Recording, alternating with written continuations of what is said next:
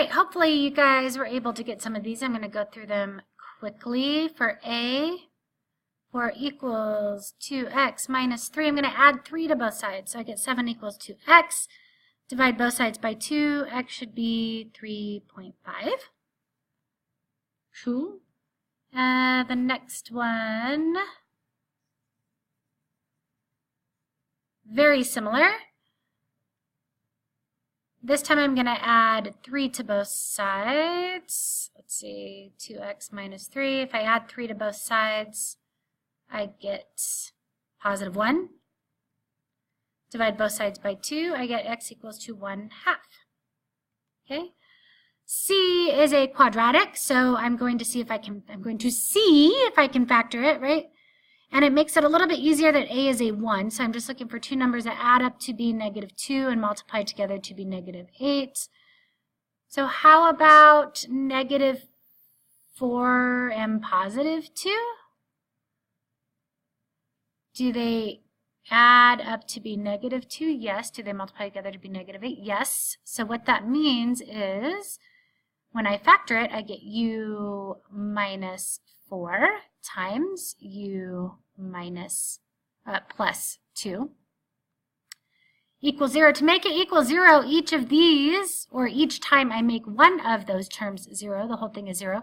So here, u is equal to +4, right? And here, u is equal to -2. So those are my two answers that make that 0. Let's do the same thing down here. And it looks like I can factor out a 2x minus 3 because here's a 2x minus 3 and here's a 2x minus 3. Ooh, but I can't take it away from the rest of them. So let's actually not do that. Okay, I think I get what it wants us to do. Instead of having 2x minus 3, why don't we just make that x? So, or u. Let's just make it u. If this is u squared minus 2u minus 8, what? This is the one I just solved, right? I got u minus 4 and u plus 2, right? So, let's just do that. Let's have u minus 4, and I'm making it really big for a reason, and u minus, what was the other one I got? 8. Nope. U minus 4 and u plus 2.